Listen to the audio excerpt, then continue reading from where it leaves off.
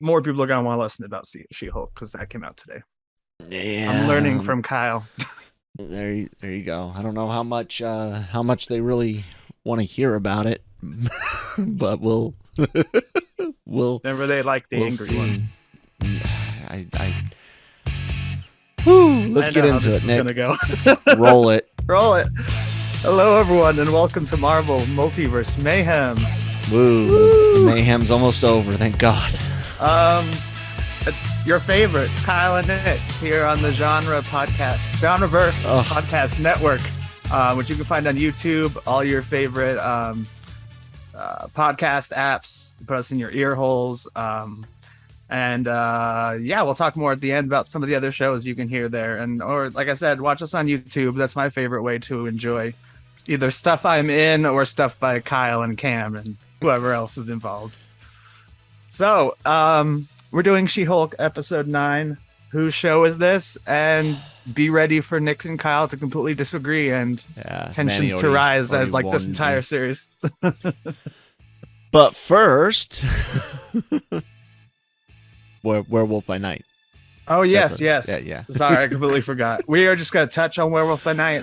We weren't able to do a show to cover it because Kyle did 15 shows last week.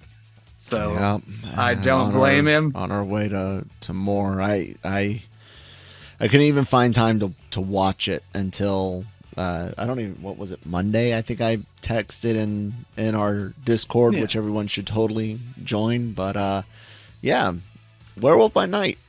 I enjoyed it. It was good. I think those that called it a masterpiece are a bit wonky, but it was good. It's not a masterpiece. No, by far it's not. I would say my one big gripe was they should have leaned into their style more, and there should have been no CGI. The color thing I was okay with, but there should have been no CGI. They should have hand-drawn lightning bolts like an old 50s movie would have had when the energy's coming out of the stone and stuff like that. I thought Man-Thing looked mostly well. Again, I'd almost prefer more of a practical suit to that. I mean, that's a relatively easy suit to do. You know what I'm saying? And the size and scale, not so much, but the suit, yeah. And you could Power Rangers it, it's not going to look as fluid and have as much emotion as you got out of it. But like I said, I would have almost preferred them to lean into that aspect a bit more. The wolf costume was a wolf costume. The wolf, exactly. It's kind of a mash, like a mishmash in that way, where you're watching this. But I do feel like with Man-Thing, it's important to CGI, because what I really liked about this is they took a short film, basically. Not an entire series, not a 2-hour movie, and introduced 3 characters that could be very important moving forward on a certain corner of the MCU. Like could be, because like they're all Miss Bloodstone, I forgot her first name, and Elsa. Werewolf by Night, like they're actually important. Like depending what corner you're in, like those are all main characters, like Guardians, as it were, where it's like, let's not spend 6 episodes to introduce these people. Let's spend 55 minutes and make it really weird and really fun. Yeah, it was overall fun. What'd you end up grading it? So help me God, you say A+. I'm going to punch you through the screen. I would say a normal A, and it's probably one of my favorite things Disney Plus has done, because it's not any longer than it needs to be. Like WandaVision, it's very original for Marvel. Like it feels out there. Like it's not something I expected to even be any good when they announced it. I was like, okay, this will be schlocky fun. Yeah. And it was just, it gets violent too. Not that that's part of my review, like my rating, but it's fun to see what they can do. And I think Black and White gave them a little bit more room to do blood. Yeah, exactly. I gave it a solid B+. I'm going to stick with that. There's nothing really wrong with it other than the 2 little things that I mentioned, but there's also nothing there that was mind-blowing or shocking. And so if you start off at an A- for something that executes its intent well, then a couple of dings, B+ sounds good to me. So that's what I thought. Yeah, I have another thing to say about it, but I already forgot. So let's move on. um, yeah. Okay. So She-Hulk. Whose show is this? Oof. No, It's gonna be no a one's controversial episode. Because Nick loved it, huh? Of course I did. I hated where, I mean, you've seen the show if you're here with us. It went from what would have been a very, very bad finale, which they were kind of intentionally building up so that she could break it, where it's like, I'm gonna become a Hulk, and like, oh no, Abomination's there, and suddenly Bruce Banner, like, it's like, I mean, they overdid it in that way, but they're also making fun of like the endings of every other show, because quite often the finale is the worst part. What comes to mind for me is WandaVision. I would say great show. Episode 9, pretty terrible. I've seen like, you have to have worse. the Visions fight each other, and the witches fight each other, and the kids be shot at, and a lot of the Marvel shows end up doing that. And I mean, she said exactly what my dad says about the movies, where he's like, it's all the same ending. Why am I even going to a new Avengers movie? It's just going to end with like we've discussed it. It's particularly about Shang-Chi. Solid movie. Third act, who gives a fuck? Just soul-sucking dragons. Because Cam made a good point about this. I call it the Mel Brooks ending, or the Blazing Saddles ending, where it's like the rest of the movie really doesn't matter. Let's just like, they're all storming the studio lot. But as Cam pointed out, the whole that's Mel Brooks's thing, and it's slapsticky the entire time. Whereas, yeah, Kyle, how much did you hate it? You hated it more than normal. It didn't save anything. This was a complete waste of time. It doesn't even feel like, I almost don't want to believe that this was written this way on purpose. I almost think that they didn't have an idea on where the hell to go with this from the get-go, and this is what they resulted with, kind of like a let's make fun of ourselves for not being able to write. I don't think there's anything profound here. I feel like the last 8 weeks, because it's been 8 weeks, right? Mm-hmm. 9 episodes, they did two together. So the last eight weeks of my life have been completely wasted every Thursday watching and covering this show. They should be ashamed of themselves for ever thinking that this would be worth people's minds or time, and uninstall this game called being a writer. That's what I think. No, man, it was awful. It was pointless. It was a journey to like I said, nothing. While I was being sarcastic there at first, hopefully some people listened for me to kind of laugh and cut the tension there. No, I do think it was I do think they didn't know what they were doing. This doesn't feel like a cohesive way to break fourth wall, and I didn't necessarily need the big build up to a fight with Titania again, or a fight with Hulkling of some sort. I didn't need that any more than she said they wanted to do it.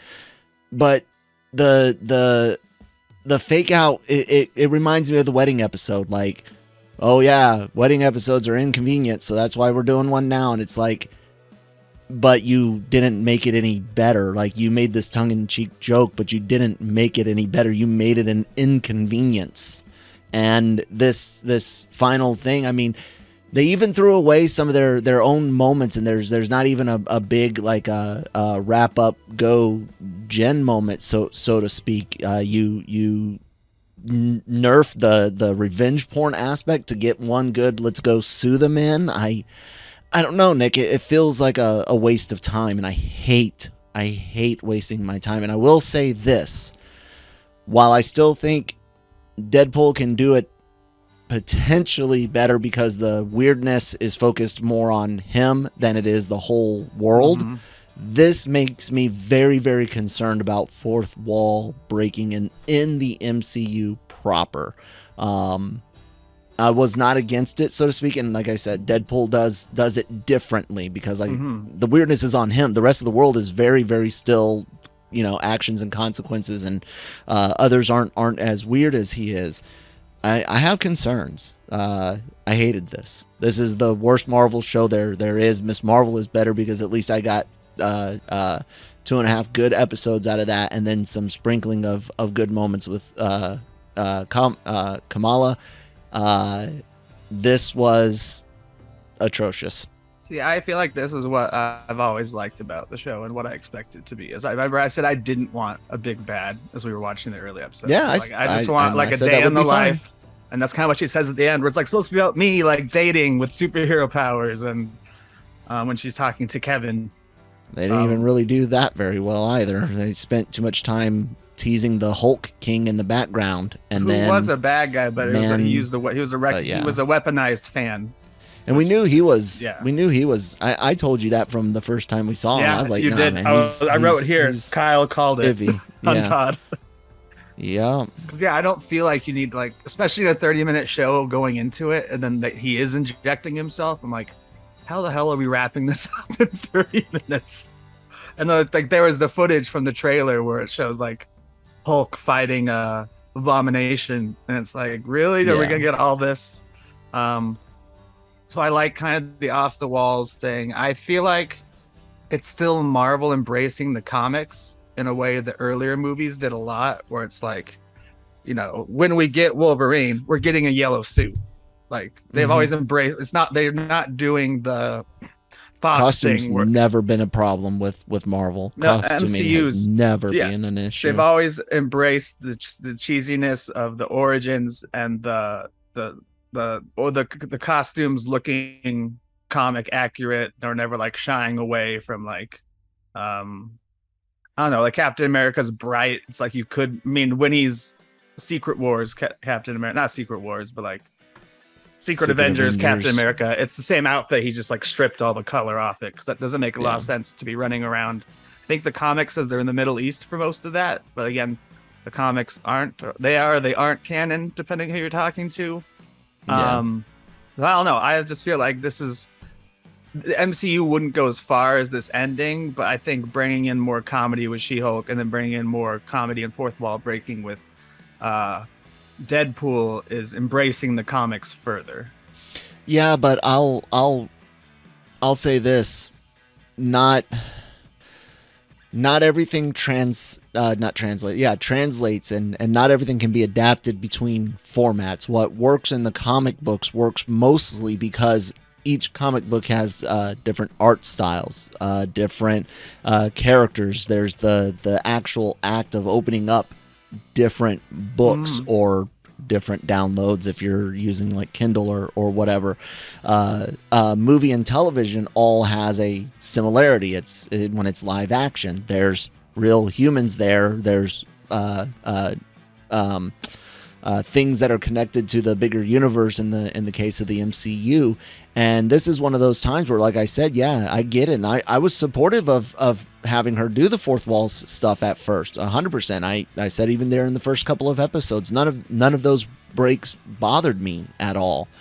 But I don't necessarily think it translates as well when you're asking me to also believe that the Winter Soldier happened in this same universe. And I think that's been one of my biggest issues with this is it failed to figure out how to balance the fact that it is MCU Prime 616, whatever you want to call it, but also it's own thing. And it's similar to when I complain about the how awful The Rise of Skywalker is, or the sequel trilogy in general, and Genreverse like, well, you can just ignore what's coming up. No, I can't. I know where things lead now, and that sucks. And this is like, well, you could just ignore that it's connected to the MCU. No, I can't, any more than I can ignore mishaps that happened in WandaVision or Falcon and Winter Soldier or Hawkeye. It's all connected. So I do like some of my favorite jokes from the end. Well, one of my favorite things is he's like, it's like, it's I'm sure you didn't like it, but a joke about the VFX and the affordability. And then I like the scene where he's like, we can't afford it at all because they moved on to another project. And then it played the Black Panther theme for just a few seconds. I wasn't happy when she said X-Men and didn't go da-na-na-na-na. They only paid to use it the last time that they did. That's the thing. I think they paid for it outright, so that's why I figured they used it twice so quickly. They're like, we paid a shit ton for this. The themes is something we should own already.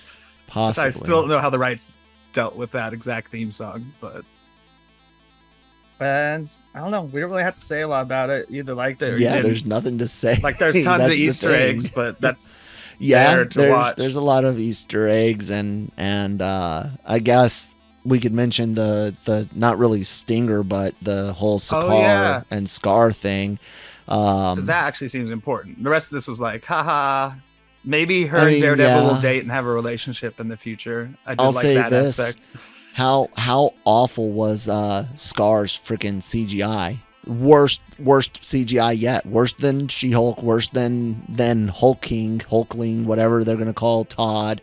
And he's not in the that. end, He didn't inject himself. That was undone. Well, yeah, that was undone. So Hulk King, like all of the Scar stuff was atrocious, and it really brings up that question that I had about trying to do World War Hulk. The whole thing that happened was Hulk being sent away by the Illuminati. There being a bomb on the ship, and after spending years on Sakaar, getting married, having the kid, after being enslaved in the arena and stuff, the bomb goes off. He finds out that it's connected to the Illuminati back on Earth. Comes back, rains hell.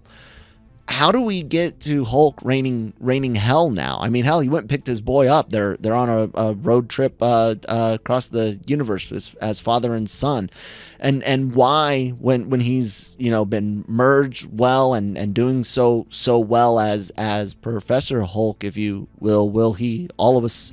Why would the Earth people all of a sudden treat him bad? You know what I'm saying? Like, how do we get there from where we're at? I don't think we are ever going there. I think the most of that we'll get is he has the son, and we already saw the battle arena stuff. Like I think this was almost a confirmation that we're not headed in that direction. Like this is a different story with his son.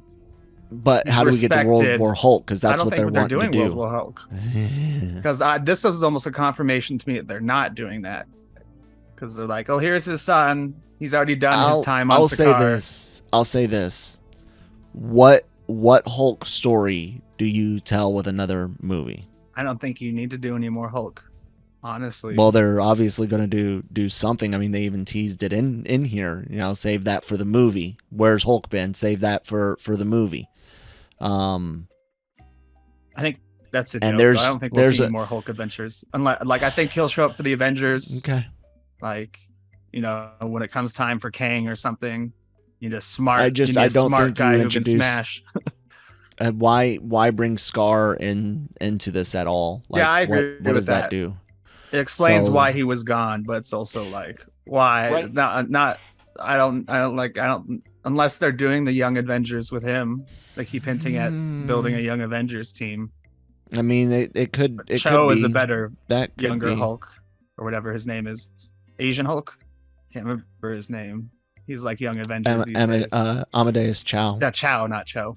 Or Cho. I think might you're be right. I think it's Chow. I just couldn't remember how it was even spelled. Mispronouncing it. Amadeus is the first name though. But they might use this kid instead if they ever get to a young. Because everyone in the Young Avengers is aging so much. It's like Kate Bishop's. I don't think they're Young Avenger. She's in her 20s. Straight up. I don't think they. Not the way that people thought when WandaVision first came out. I don't think that's gonna. What do you think about West Coast Avengers as a show, especially since this is set in Los Angeles? This is their first show fully set in LA, aside from Tony Stark's houses. I wouldn't bet on it, but maybe. Do you think there's a possibility that Daredevil will still be dating Jen Walters in his show, or that was just more of a throwaway? I'm here for a week. I think that's fling. I'm hoping to God that I'm here for a week, because honestly I don't ever and it's nothing against the actress at all. It has everything to do with just the show. I don't want to see the character again. It's just like I don't, because my theory would be I think she did great for what she was delivered. She's a wonderful actress. She herself is not the problem here at all for me. Her character is just she's not bad. She was just written that way. Yeah, I don't think we'll see her in Daredevil at all. And if we do, I think whoever show it is is the style they'll do. Like, I don't think Yes. we'd ever see her talk to the camera in a I Daredevil would show. hope not. Because that's her perspective is this show. His perspective is like, I can't see anyone talking to the camera. Like, Yeah. And like I said, it's maybe it's there's a something phone that call in there somewhere. maybe. I don't think we'll. And It's definitely don't want to see something- her in action in Daredevil. Yeah. Just keep it to his people. This is something that I wanted to do well. I wanted it to succeed, and I was open to the fourth wall and all of that, and it just didn't turn out the way I think would have been better. Many people think would have been better. Some people think would have been better. I don't know, but I'm glad it's over. Definitely going to be a divisive, especially a divisive finale. Like watching it, I was like, Yeah. there's no doubt about that. Like I loved it. I would say my top 3 series are WandaVision, Hawkeye, and this as far as entertainment. Because I like that, because Hawkeye is funnier too, and then WandaVision was such a mind fuck. I still can't believe we got WandaVision and we haven't had anything that interesting again. Loki, the Loki, best thing so far. So Loki's good. Loki and Shang-Chi, best Phase 4 stuff, not reliant on the gimmick of nostalgia. And like I said, that's not me And Werewolf by taking Night. anything away I would from. put that in, I think, one of the top 3 projects of Phase It's 4. good, yeah. But No Way Home is unique, and anyone that thinks it's not unique, you're fooling yourselves. You cannot hold that movie the same. It's an orange in a group of apples. It really is, and that's not a negative thing. That's just saying that isn't it, Nick? Is it hard to not separate everything that came before into that? I don't think it's hard at all. I think they made it work. They followed the rules. No, of I'm the saying MCU, okay. unlike this. I'm not talking in movie. I'm talking about the way people feel about the movie. Yeah, I don't know. I don't know. I know you're still afraid to watch it a second time because you're afraid the nostalgia will let you down or something, or you'll see through the nostalgia the second time and not see the good of the plot. I'll just say it's sad that I just won't. You're afraid. I don't watch anything Phase 4 again. I don't think there's anything.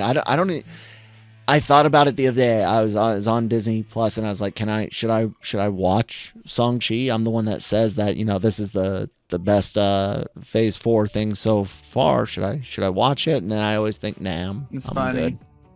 I think that's one of the best too. And I think Eternals and Shang-Chi are the only ones I haven't watched more than once, including I've watched every series more than once because I rewatched them with my roommate and I enjoy them. So, yeah. Ain't nobody got time for that. Our next project is Wakanda Forever. We got that little music tease about the VFX team having moved on to work on the next project.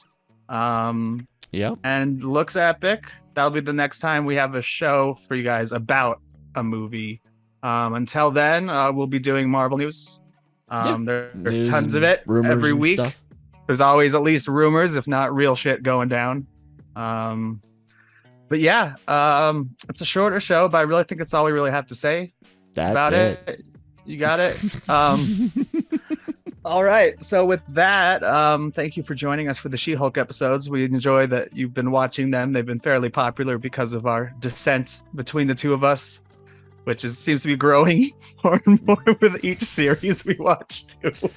As Kyle becomes more and more disillusioned with the MCU, and Nick's just like superhero shit.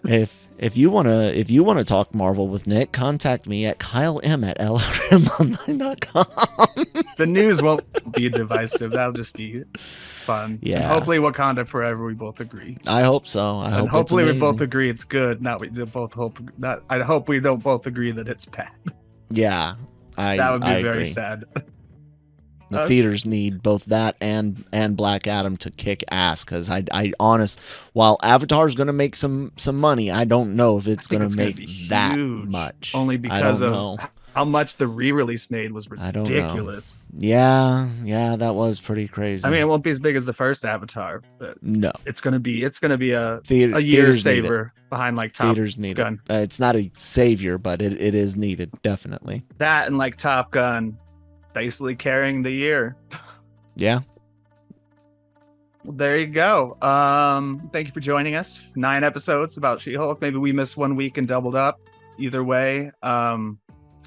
We thank you all for listening. You complete us. And I look right into the camera.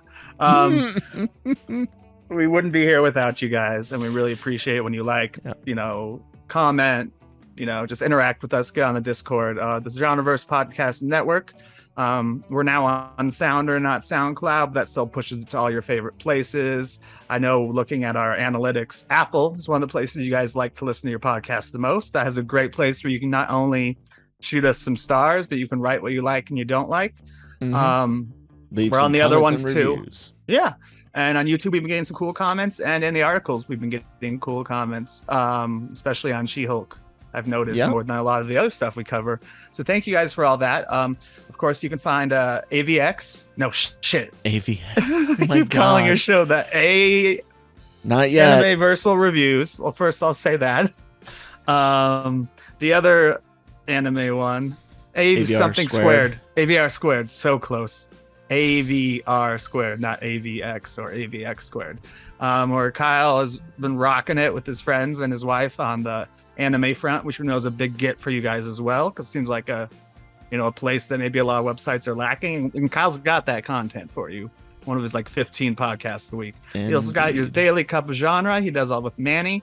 When he has the energy, sometimes he says he's going to do a trailer and he's just tooped on too many trailers. He has a genre shot. There have been a lot of trailers in the last few weeks, and Kyle can't get to all of them. We got the Cantina, which is a great place to listen. I assume it's pretty positive over there about Andor, but I need to give it a watch myself. Very. Better than Kenobi, better than Boba Fett, better than the sequel trilogy, better than the prequel trilogy, better than Solo, better than Rogue One. Is better than everything since the hallway scene within Return of the Jedi. I agree, but and 75% of Mando. I hate being the person to say this every time there's a new Star Wars project, or Mando, where it's this is the best since Empire. But I truly feel that way. Not to get on the Star Wars tangent on Andor. You can listen to them talk. We still have a bunch of weeks left on that. At least 6 weeks left on Andor. 6 more. They'll scratch your Disney Plus podcast itch. And then there's also Breaking Geek Radio, the podcast, every Friday. Tomorrow we're going to be talking about Werewolf by Night and Mostly Hellraiser, which that movie creeped me. That is not my genre, so hear me even cringe while we rediscuss scenes that I had to watch. Unless I'm missing something, Kai. Oh, Jesus. Oh, I like the Rick and Morty episode about it way better. So, with that, unless I'm forgetting to name something. Go to LRMonline.com, guys. Yeah. Excelsior. Enough said.